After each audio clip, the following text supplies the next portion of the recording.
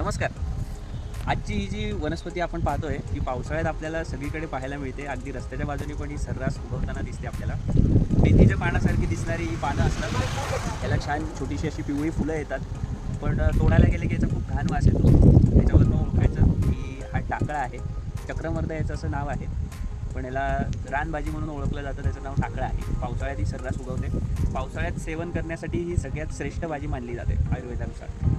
या भाजीचं जर आपण सेवन केलं पावसाळ्यामध्ये तर पोटाचे सगळे विकार कमी व्हायला मदत होते. सगळ्यात महत्त्वाचं म्हणजे पोट साफ व्हायलाही जास्त मदत करते. म्हणजे ज्यांना पोट साफ व्हायचा त्रास असेल त्यांच्यासाठी फायदेशीर आहे. लहान मुलांमध्ये जर सारखं जंताचा कोणाला त्रास होत असेल तर आठवड्यातनं एकदा जर टाकळ्याची भाजी खाल्ली तर तोही त्यांचा त्रास कमी होऊन जातो. मूळव्याधीचा त्रास कोणाला होत असेल तर त्यामध्येही जास्त फायदेशीर आहे.